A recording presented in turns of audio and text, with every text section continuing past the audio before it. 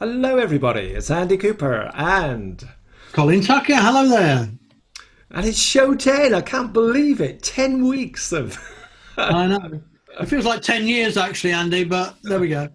sheer pleasure and torture. Anyway, Yeah, great show this week. They seem to be improving every week. yeah. Should we run through the list? Well, go on. Yeah, you kick off with Yeah. the Doors Open music, I think was really Doors good. open. Concertina playing by Juliet Woodin. Absolutely Wasn't it, brilliant. Thank you, Juliet. wasn't it great? And you and Dave, your musical co-conspirator, are kicking the show off Yeah, next. yeah, with a very dated number, actually, but well, Okay, well, it suits you. okay, After that, and then we've got John Ledbury. oh yeah. John Ledbury, who's going back to his traditional past in Sheffield. Okay. And after that, it's Elaine Chipchase with a lovely song about a bird. Okay, and then we've got Alistair Bloomfield, who's playing his fiddle. Got some great tunes for us. Yeah, yeah, he was one of our early Open Doors musicians, wasn't he? Yeah, Excellent. yeah. We've then got John McCormack with a dubious song about a well-known performer. You'll see Yeah, what. Australian origins, I think. Oh, yeah, not the performer though. Okay. And then we've got Oban, who is looking incredibly furtive in his shed. Oh, is he? Oh, right. Okay. I wonder what he's doing there. After that, we've got Helen and Chris doing a well-known standard. And then to cap off the evening, we've got Lynn Goulburn, part of the duo. She plays with Steve Hicks.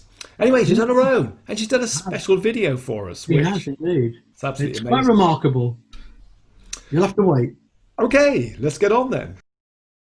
Well, now, as you can see, I've been joined by Paul Mansfield to share the interviewing tasks, and we're interviewing Andy Cooper and Dave Quick, who've got the first song. So over to you, Paul.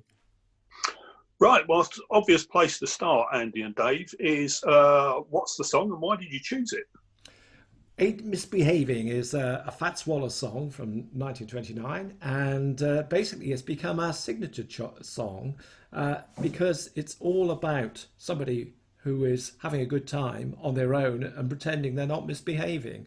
And when Dave and I first started playing about 10 years ago, we had one or two ladies who liked to come and join us to assist with the singing.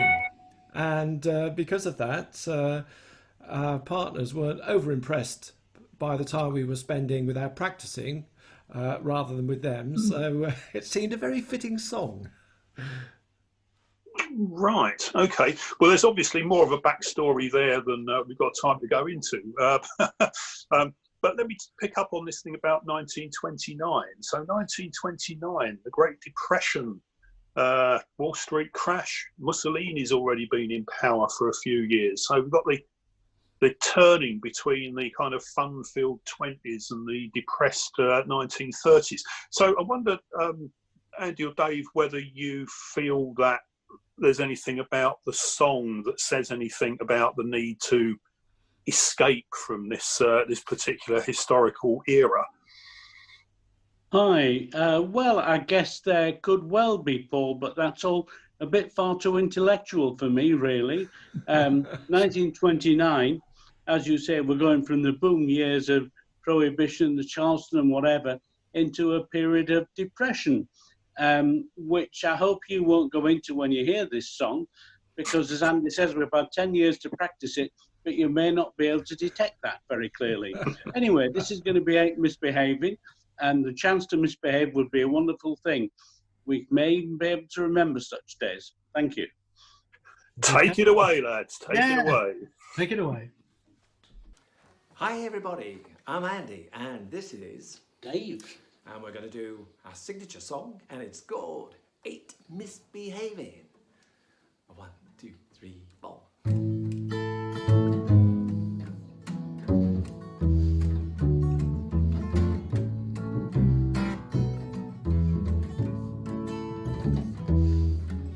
No one to talk to all by myself, no one to walk with, but I'm happy on the shelf. Ain't misbehaving, I'm saving my love for you. I know for certain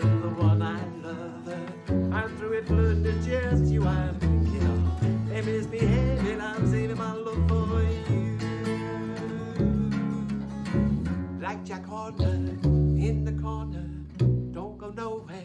Why do I care? Your kisses are worth waiting for.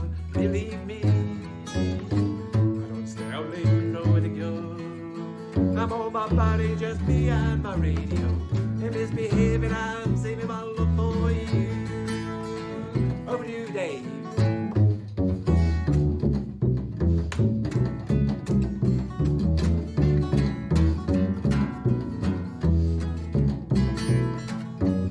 One more time.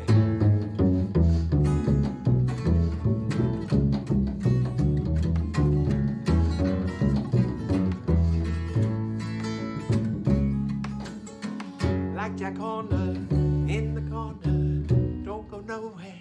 Why do I care? Your kisses are worth waiting for. Believe me, I don't stay out late, nowhere to go. I'm on my body, just me and my radio. Misbehaving, I'm saving my love for. Ain't misbehaving, I'm saving my love for. Ain't misbehaving, I'm saving my love for you.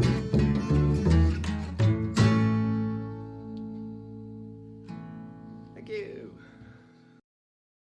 Hi there, it's Steve here, and yeah, I've got John Ledbury with me here, and welcome, John. Thank you. And before we get into the song, I was a bit worried when I first saw you sit down. We might be wearing the same T-shirt, which would be kind of rare. So can you just do a T-shirt check, really? Yes, this is mine. Oh, okay. Phew, that's better. Could we swap at the end of the interview, kind of football player style? Maybe? Oh, I think so. Yes, it should be possible. With social distancing. Yes, perhaps send them through the post. Yeah. When they arrive, at least disinfect mine before you put it on. So yeah, let's like to talk about the song. So yeah, can you tell us what's the song that you chose? It's a song called "The Factory Lad," and it was written by a Yorkshire expat called Colin, who moved out to Australia in the early 1960s and became quite a big noise on the Australian folk scene. While he was out there, he wrote a trilogy of songs about his life back in Yorkshire. And of the three, this is the one that I could relate to, because it's set in the machine shop of the steelworks, which is my background. Okay. And where did you work? At which particular machine? Sheffield. Okay. So, and what were you making there? Large forgings. Okay. Very large forgings. So, well, I guess we can hear the song in a moment. Does it kind of describe your experience, do you think?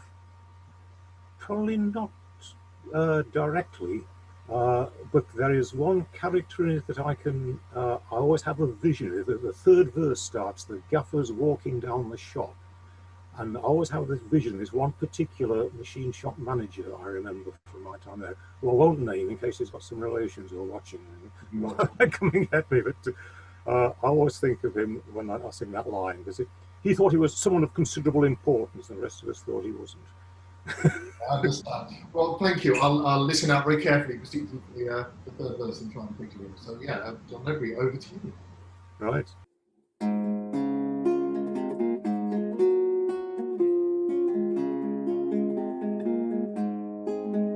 When you wake up in the morning and the dawn's as black as night, and your mother's shouting up the stairs, and you know she's winning the fight, then you'd best venture out of your bed, my lads, for you know it's getting late. And it's down the stairs and up the road and through the factory gate.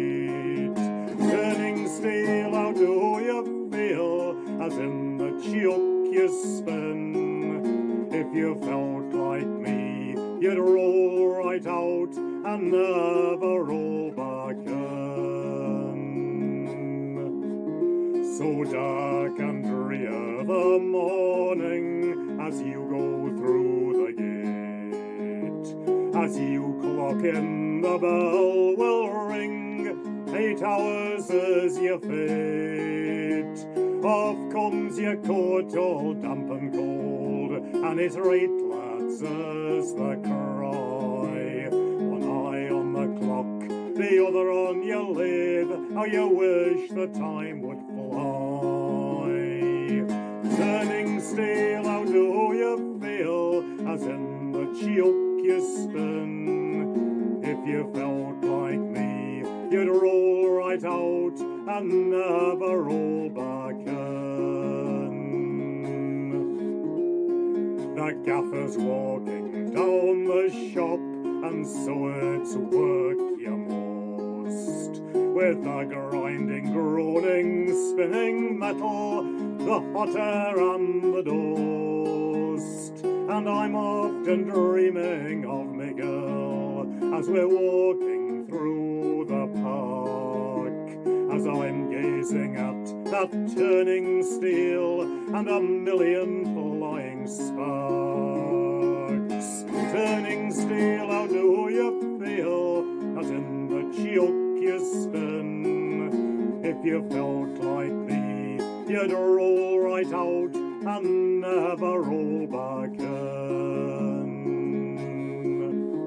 Now old Tom Black last Friday, his final bell did ring, with his hair as white as the face beneath, and his sunken oily skin.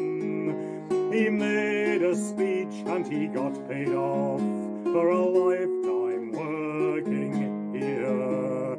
And as I shook his hand, I felt I'd lived 40 years. Turning steel, how do you feel, as in the choke you spin? If you felt like me, you'd roll right out and never roll back in. And when the time it comes for me to leave this place, I'll walk outside past the sergeant's desk, and I'll never turn my face out through the gates into the sun. I'll leave it all behind, with one regret for the mates I've left to carry on the grind. Turning steel, how do you feel, as in the choke you spin? If you felt like me, you'd roll right out and never roll back in. Turning steel, how do you feel, as in the choke you spin? If you felt like me, you'd roll right out and never roll back in.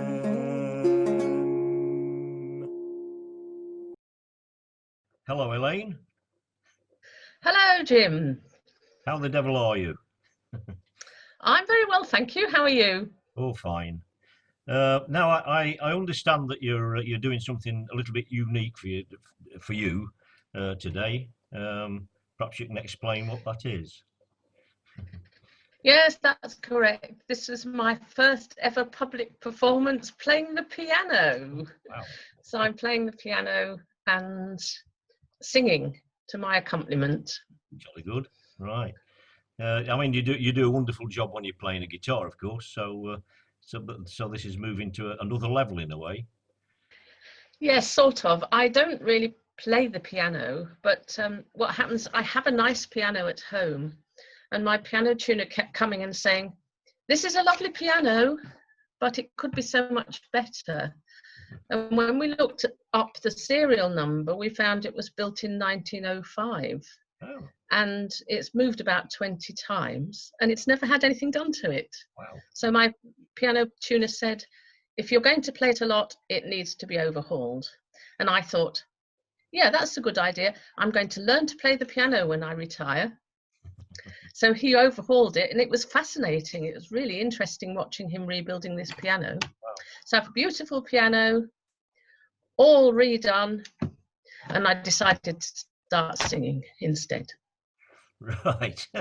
But now the piano's back in your life, so and you're singing a song called, I've written it down here, The Lark in the Clear Air.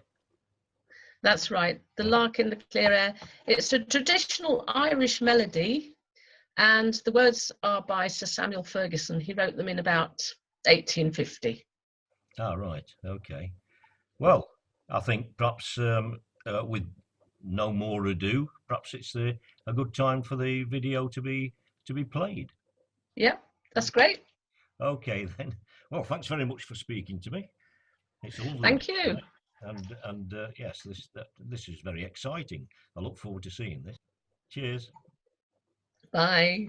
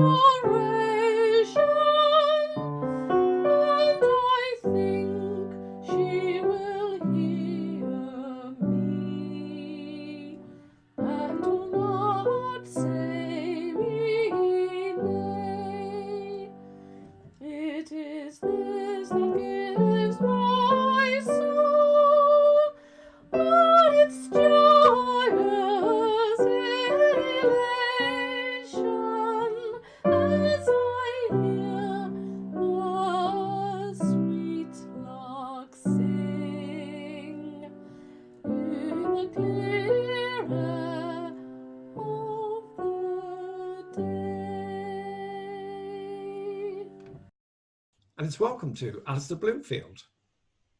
Yes, Thank you, Andy.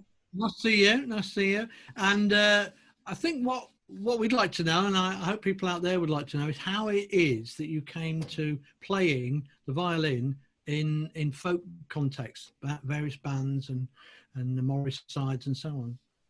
Yeah, Colin. So I started lessons as a kid, about the age of 7 or 8. My dad had played a little bit, although not formally, and I had lessons from a young age in school, did the grades, carried on, was playing in the youth orchestras and so on, up in Tyneside. So I learned classically, basically, but then got involved. There'd always been an interest in folk music in my family, through my parents and friends of the family. And then I really got involved when I signed up to join the Monk Seaton Morris Men at the tender age of about 14, and started going away for weekends of dance with them and playing at their local doos. And they did a mixture of the rapper sword dancing, which is traditional to the northeast, along with the Cotswold Morris and other forms of traditional dance. So I got a exposure to all those different dance forms in my teens, and then carried on after that. And when I moved to Nottingham, signed up with Sullivan Sword and got involved in playing in ceilidh bands and so on as well. Oh, fascinating. So do you dance as well as play? Oh yeah. Yeah, I'm a sword dancer. I do long sword dancing, not rapper. I play for rapper, but I prefer something a little bit more sedate. So I dance traditional Yorkshire longsword. Fascinating. Anyway, tell us about the tunes that you're going to be playing today. Okay, well, I've chosen a a slightly random medley of tunes. They're not related in any way. They're just by the fact that I enjoy playing all of these, and they're all in the key of G, which I'm afraid is terribly boring. But Not at all. the first one, it's a song actually, "The Seeds of Love," which was collected by Cecil Sharp, the very early 1900s, and I believe in Somerset or something. And it's a song that I first came across actually on one of those Morris weekends with Monks Eaton Morris men back in the day, and I'm just very fond of it. It's a little bit quaint and sentimental, but it's a lovely song. I would have sung it if I was any good at remembering the words, but I just thought it would work well arranged for fiddle. So I start with that. And then the next one is an O'Carolan tune called Loftus Jones.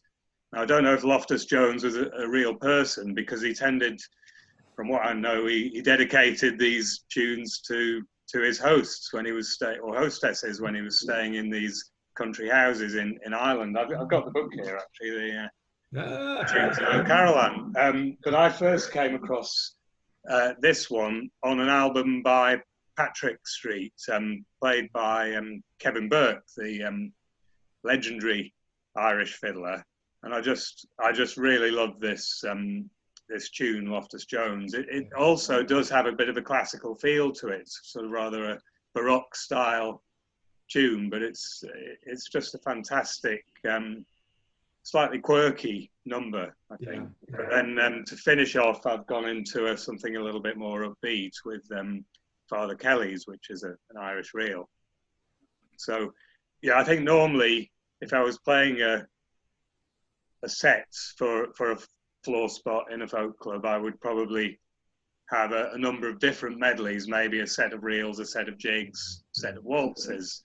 But obviously with current lockdown restrictions, you're only allowed one tune of each sort per day, and one medley. So I've stuck the three of them together in a slightly random way, but it seemed to work. I hope it works. Well, thanks, Alistair. Let's have a listen now to that random selection of tunes played on the fiddle by Alistair Bloomfield. Enjoy. Thank you. Thanks, Alistair. Thank you.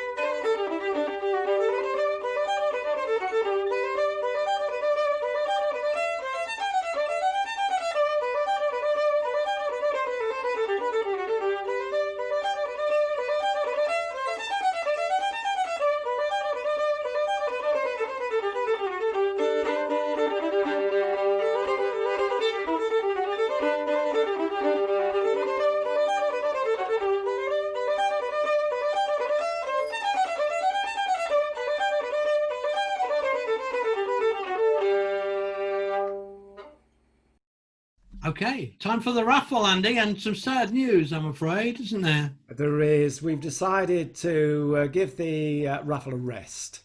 Yeah, it's more difficult than we thought to get people to sign the videos. Or people are just being awkward, I don't know. But anyway, here we go. Last time, I've got the hat, Okay. and of course nobody's fallen into thinking there's anything in it, but never mind. I'll hand it over to you. Okay, here we go. And our last raffle prize for the time being is... Oh, here we go. And it's Sylvia Stevens. Excellent. Well done, Sylvia. And we'll send you a link to two excellent pieces of musicianship and video making ship. That's Lynn Goldborn and Alistair Bloomfield. So I hope you enjoy those. But we've got something else exciting happening, haven't we? In probably the show after next, because we're going to... Yeah, I guess so. We'll keep that under our hat. Sorry. Okay, on with the show. Right, so the song that you're going to sing for us tonight then is it's a song about Bob Dylan, isn't it, rather than one of Bob Dylan's songs? Yes, it's about Bob. It's about Bob Dylan. Yes, it's about a folk singer who goes. It was written by Eric Bogle. Yeah. He's a Scottish singer-songwriter, and at 25 he emigrated to Australia. And I think he's quite well known there. I'm not sure if he's quite well known in this country, although he's got lots of songs. And what he used to do, he used to go around all these folk clubs when he was young, asking, "Can I?" And they said, "Well, what songs are you going to sing?" And he used to say, "Traditional songs, traditional Scottish songs." And they said, "Oh no, we've got loads of people doing that. Have you got any contemporary ones?" And he said, "Such as?" And they said, "Bob Dylan." And he would say, "Oh no, I only sing traditional songs, not contemporaries." So he got a bit disillusioned, and then at 25 he emigrated to Australia. Right. Eric Bogle. The song about Bob Dylan's a bit of a protest against being asked to sing Bob Dylan songs, is it? Well, yeah, but this song, its official title is the Traditional Folk Singer's Lament. But everybody knows it as "Can You Sing Any Dylan?" But that's its proper title. Right. The traditional. So yeah. Yeah, I heard you sing it at the second time round Folk Club one night, and I really enjoyed it. Living with possibly the biggest Dylan fan I know, it was quite nice to hear that one. I thought it was quite funny. You didn't get upset then? Well, I don't know whether you didn't care whether Chris did. I loved it. I'm looking forward to hearing. Well, as I say, at the moment, we need as much laughter. So we need as much laughter as we can get, don't we, really, today? Well, I think we do. It's getting... I was commenting the other day, we're into week 11, aren't we, next week? Of this lockdown. Nearly 3 months. Yeah. It's been on for 3 months. It's a long time. I know. But at least we've got 23rd of March. where we can talk to each other, haven't we? Which is quite good. And I think Andy and Colin doing the folk club's been marvellous. That's right. Yes. Yeah. I just wonder if they'll carry on after July the 3rd, because that's when we normally finish. Yes, that's right. You break up for the summer, don't you? About 2 months break up. So I just wonder if they'll carry on. I don't know. Time will tell. Because we don't know how long this lot's going to last, do we? That's the problem. No, we don't. But we've just got to carry on and make the best of it, haven't we? And stay safe, really. Yeah. Right, John. Well, if you're ready, then I think we're ready to hear you singing the song. So thank you. Yeah. All right. Thanks for talking to us. Okay. Thank you. Bye, John. Take care. Bye. Bye. And you. Ta-da. Bye. At the age of 19 I was young, I was keen, and I had just one burning ambition: to be a folk singer, a dope-smoking swinger, sing songs that were steeped in tradition. So I bought a guitar and I practiced real hard. I wasn't much good, but I was willing. Till to my chagrin, my girlfriend came in and she says, can you sing any Dylan? I said no, no, 1,000 times no. I'd rather see my lifeblood spilling. I'll sing anything, even God Save the King, and I just won't have any Bob Dylan. And with my guitar I travel real far, trying to gain recognition. I sang to our rover from Dundee to Dover, in pubs, clubs and in seamen's missions. I travelled the road for 7 long years, my pace it really was killing. And wherever I went, from Scotland to Kent, they would say, can you sing any Dylan? I said no, no, 1,000 times no. I'd rather see my lifeblood spilling.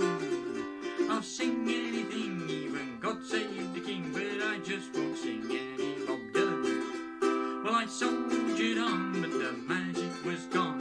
I only had a deep sense of failure.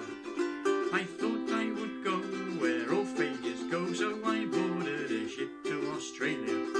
When I landed in Sydney, the sun it shone down. It was a view that was lovely and thrilling. But spotting my case with a smile on his face, Customs says, can you sing any Dylan, mate? I said no, no, 1,000 times no. I'd rather see my lifeblood spilling. I'll sing anything, even God Save the King. I just won't sing any Bob Dylan. And ever since then, again and again, I've been asked the same bloody question. And I usually reply in my quiet way with a totally indecent suggestion. But the last time came on at the local motel, when I had a young girl who was willing. As she slipped off her dress, she says, I'll say yes, if only you'll sing me some Dylan. I said no, no, 1,000 times no. I'd rather see my lifeblood spilling. I'll sing anything, even God Save the King. I just won't sing any Bob Dylan. But I tell you, my friend, that was the end of all my traditional aspirations. If being a folkie was going to cut off my nookie, there was one way to end my frustrations. The next night I sang at the local folk club, where the audience as usual was milling. Till I took off my coat and I ruptured my throat, and I sang just like Bob Dylan. Come gathering round people wherever you roam, admit that the waters around you have grown. Accept that soon you'll be drenched to the bone. If your time for you is worth saving, then you better start swimming or you'll sink like a stone. For times they are a-changing. Well, the audience went wild, man, woman and child, and they clapped till their poor hands were bleeding, and said, so to speak, that my style was unique and just what the folk scene was needing. So all you young folkies who play your guitar, if you want to achieve a top billing, just murder good prose and sing through your nose, and then you'll sound just like Bob Dylan. Oban, great to see you again, and look forward to seeing you on the latest show, because we've enjoyed your previous performances. You're a very popular member of the second time around folk club these days. We always love to see you there. But my question is, how did you first get interested in folk music? Is it recent, or does it go back a while? It goes back quite a while, really, John, because it started off with when I was growing up. Really, my family, well, parents would listen to folk music. I remember having Bob Dylan records around the house, as you'll know from my previous performance. And then mates, when we were kind of, I don't know, discovering music at probably 13, 14 as well, they seemed to have similar tastes. So yeah, I went from there, and then I picked up folk again properly, really, when I came down second time around folk club and met yourself and everybody else. Well, I say you're a very popular and welcome member of the group of our club. I know you've been to Carrington because you wrote a song about the club, and it was inspired on your way home from Carrington. I don't know if you're a regular there or whether you go to any other clubs around the area, but any other connections outside of second time around? Not really, and I mean, I went to Carrington once, and it was a fantastic night. Really enjoyed it, and as you say, wrote a song on the way home. Never got the chance to perform it though at Carrington, because I've not been back, which seems a shame really. So maybe one day I'll return. But the problem is, it just finished a bit late, and I've got work the next day. So I was a bit tired the day after. That's why I didn't go back. Indeed. And subsequently, of course, you wrote a nice song about our club, which was much appreciated and enjoyed. But do you want to say a little bit about your song for this week? I think you wanted to say something about that, did you? Yeah, so it's the theme tune for The Detectorists, which is a comedy series, although it's hardly a comedy really. It's about two guys who are into metal detecting, but it's about their kind of slightly awkward relationship. They're a couple of middle-aged men looking for the big find, but it's about the kind of journey along the way and what they go through together. And there's some good laughs in there, and it's set in the Suffolk countryside, I think. So there's some lovely kind of long shots of the summer evenings there as well. And I was just doing a bit of research actually, just for this, and I was just thinking there's some similarities probably between metal detecting and folk. And there's a quote, and it's a guy called Lance, and he says of metal detectorists, he says, "We unearth the scattered memories, mine the stories, and fill in the personality. Detectorists, we're time travelers." And I was just kind of looking at that, and I was thinking, oh, actually, that's quite similar to a lot of, like, when you're looking at the songs, isn't it? You can feel like you're peering back in time. Especially with some of the really old ones as well. And just to finish, there's an equally kind of insightful but slightly less earnest quote, and this is from Lance, one of the main guys, and I love this one, and he just says that tea without sugar is just vegetable soup, and I think there's quite a lot of truth in that. I get the impression there's an inspiration for another song there, Oban, so I look forward to that from you before too long, I guess. All right, John, thanks a lot. Let's enjoy the song. Nice to see you. Bye. Bye for now.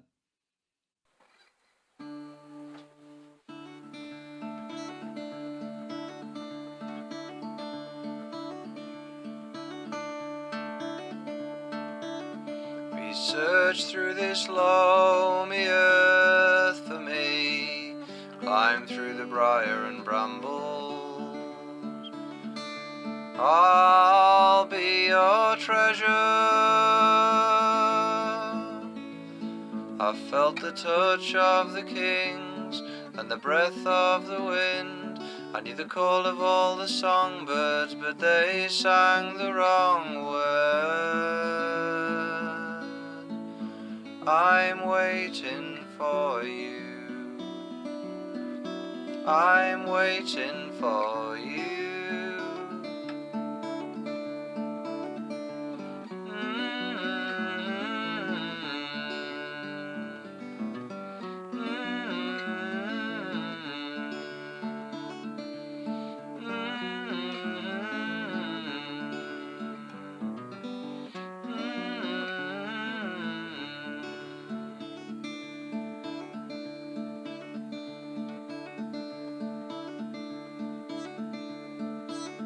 You swim through the briny sea for me, crawl along the ocean's floor.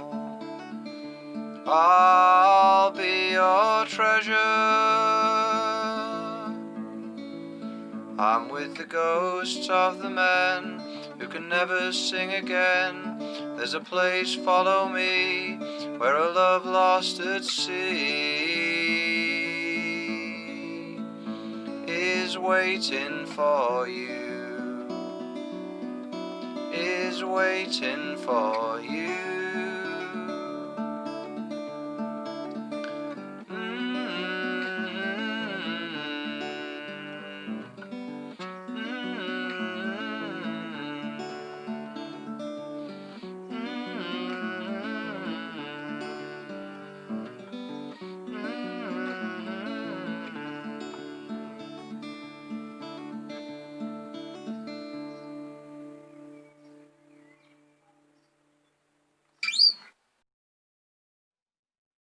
Hello there, I'm Sempik, and tonight I'm joined by Helen and Chris Morris who are going to sing Summertime.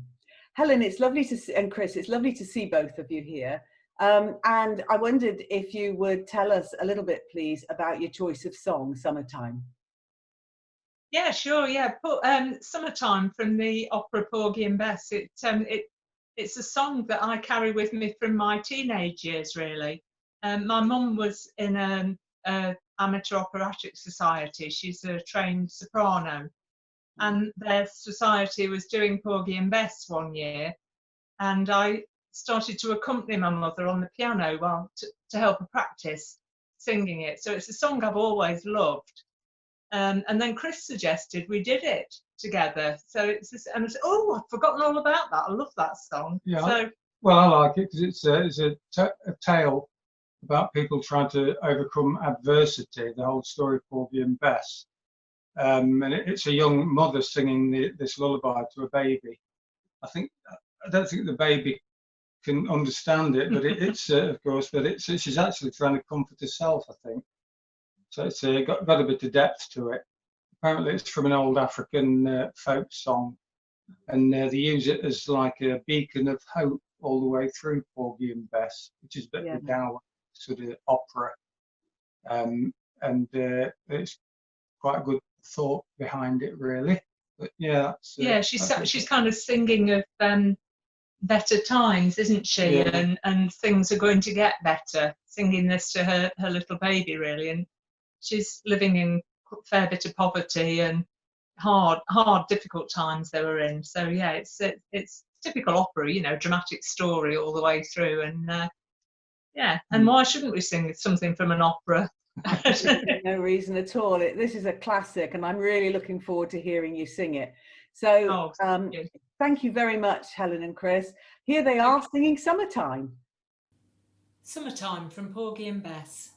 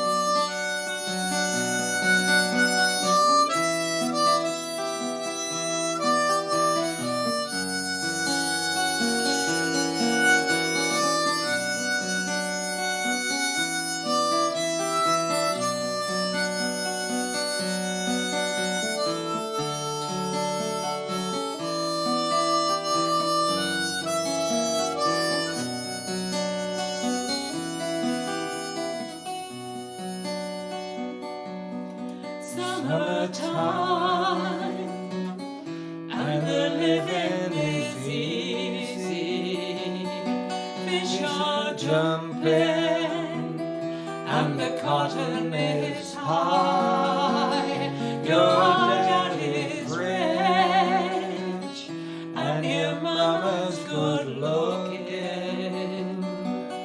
So hush, little baby, don't you cry.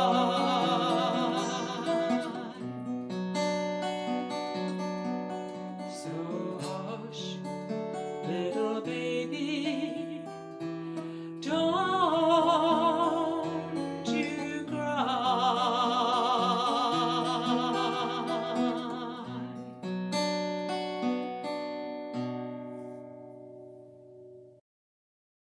Hello, and it's great to welcome Lynn Goulburn, who's normally performing with Steve Hicks, but we have her on her own today with a really special treat. So, Colin, would you like to? Well, it's a song with a video, but first of all, Lynn, just tell us a bit about the song, and then I think we'll try and expand it a bit. Okay, hi Andy, hi Colin, and hi Folk Club. The song is called The Lambton Worm, and it's a song that every Geordie knows. Everybody knows the Bladen Races, everybody knows the Lambton Worm, and it's a song that was, it goes way back, just an old legend of the area, and it's about Lord Lambton went fishing. He caught this weird looking worm on his hook, which had depicted thus. And he thought it was a bit strange, so he threw it down the well. Meanwhile, he decides to go off fighting in Palestine in the Crusades, and the worm gets bigger and bigger and bigger and bigger, and then it's so big it can wrap its tail 7 times around the local hill, and this is how it grows up. So that's a little puppet that my sister made. So it goes and it eats everything. Bit of a nasty bit of work. And you wouldn't want to be out if the worm was about. Meanwhile, word gets to Lord Lambton in Palestine. He comes back, kills it, chops it in 3 halves, and that's only possible in Geordie land. And then he's a hero. So that's the basic story of the song. Wow. And you could have just sung the song, but instead you've made this amazing video with all these special effects.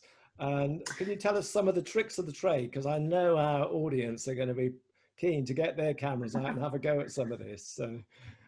Yeah, it was all a very emerging thing. It wasn't really planned. But my sister made this puppet, and the puppet of Lambton. And I came up with the young worm, which is just a bit of garden twine, a bit of hose, which I nicked off my friend's hose pipe. Got an old flower pot thing out in the back there, which is green, and I wrapped that round with the hose, which I've now given back to my neighbour.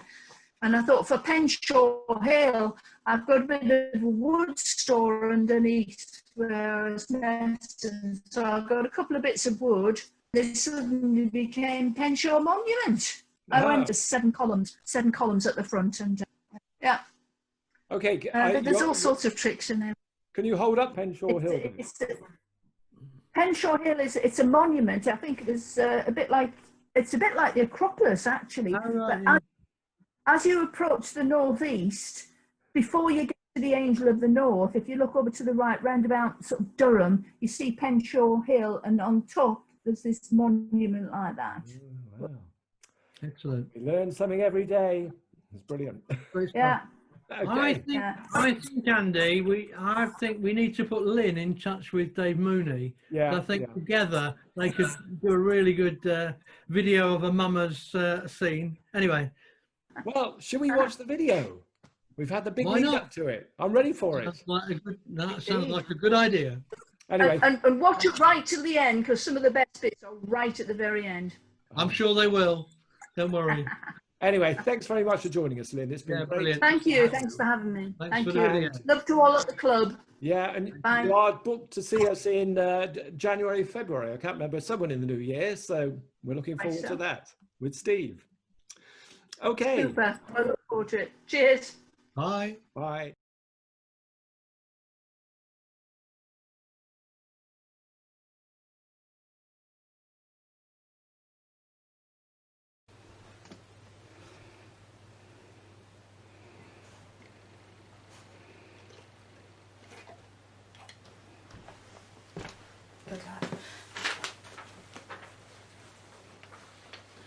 Well, just what papers? Where's it? Cap gone there. In the wrong way. We'll have to wash that before we give it back to Uncle Steve. Just a few thoughts on the Lambton worm.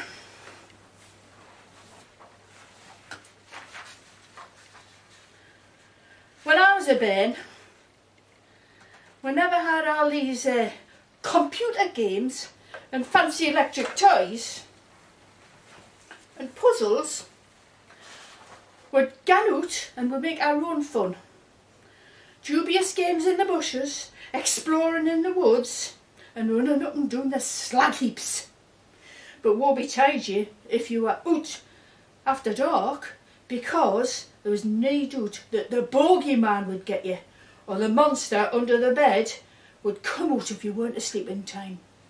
I must say, when I turned 30, I learned that both of those are now extinct, the bogeyman and the monster under the bed. Yes, there were all manner of dangers lurking if you didn't do what you were telt. This brings us to another worrying creature, the Lambton worm, whose awful deeds were known wide and far. Thank goodness Lord Lambton heard about it and came all the way back from Palestine to fettle the beast. He was a canny lad, even if his arithmetic wasn't up to much. The backroom story of the tale of the Lambton worm, retold during the lockdown, the 2020 coronavirus, with hardly any expense spared. Well, actually, no expense at all. Actually, every effort has been made to faithfully reenact the story, although you might detect occasional inaccuracies made from a hysterical perspective. Not everybody knows this, but Lambton had and used many different species of horse because he commuted to the Middle East for work. Lord Lambton was very hirsute, sported a large moustache from a very early age, and bears a striking resemblance to Attila the Hun. Well, for the purposes of this video, and to match the glove puppet that me sister kindly made. No children or animals were harmed during the production of this video, except perhaps when Lambton's helmet accidentally fell off and might have just caught Bruno on the back before clattering to the ground. Anyway, I hope you enjoy it. The story of the Lambton worm.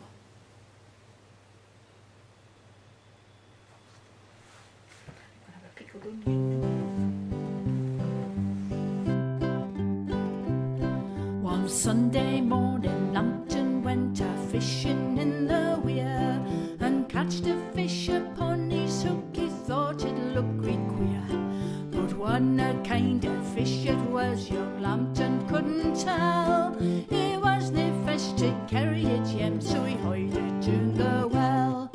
Wisht, lads, had your gobs, I'll tell yous all an awful story. Wisht, lads, had your gobs, I'll tell you about the worm. Now Lambton felt inclined to gan and fight in foreign wars. He joined a troop of knights that cared for neither wounds nor scars. So off he went to Palestine, where great things him befell, and very soon he clean forgot that queer wound in the well.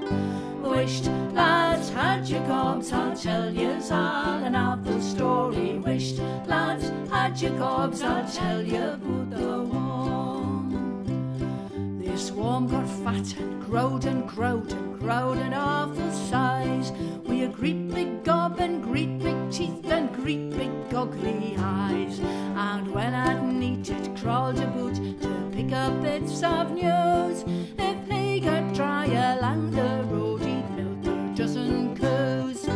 Wisht, lads, had your gobs, I'll tell yous all an awful story. Wisht, lads, had your gobs, I'll tell you about the worm. This awful war would often feed on lambs and calves and sheep, and swallow little bairns alive when they lay down to sleep. And when he'd eaten all he could, and he had had his fill, he'd crawl away and wrap his tail 7 times through Penshaw Hill. Wisht, lads, had your gobs, I'll tell yous all an awful story. Wisht, lads, had your gobs, I'll tell you about the war. The news of this most awful beast and its queer cannons on soon crossed the seas and reached the ears of brave and bold Sir John. So home he came and catched the beast, cut him in 3 halves, and that soon stopped his eating bairns and lambs and sheep and calves. Wisht, lads, had your gobs, I'll tell yous all an awful story. Wisht, lads, had your gobs, I'll tell you about the war. So now you know how all the folks on both sides of the weir lost lots of sleep and lots of sheep and lived in mortal fear. So let's hear one for bold Sir John, who kept the bairns from harm, said coos and calves by neck and halves of the famous Lambton War. Wisht, lads, had your gobs, I'll tell yous all an awful story. Wisht, lads, had your gobs, I'll tell you about the war. Wisht, lads, had your gobs, I'll tell yous all an awful story. Wisht, lads, had your gobs, I'll tell you about the war.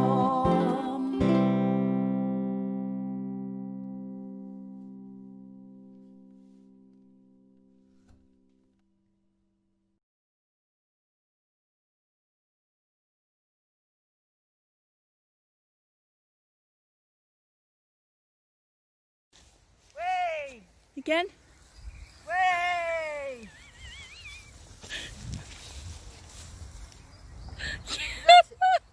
you.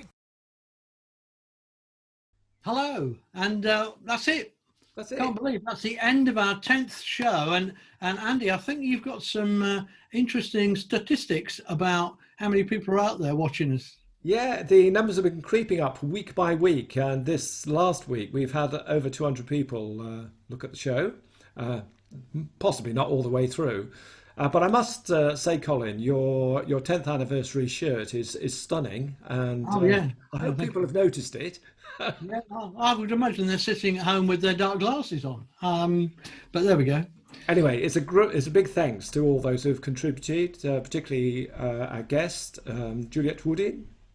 Who played the music, and just some more of it. She recorded so much. We've been able to use a couple of new pieces right at the end here. So do stay for the next 6 minutes and watch the credits and have a listen. And don't forget to tune in next week. And in the meantime, use our folkbeeston.club website. And thanks also to Alistair Bloomfield and Lynn Goulburn and all the other performers and you as an audience who have joined us. Anyway. Thank you very much. We'll see you next week. Bye. Bye-bye.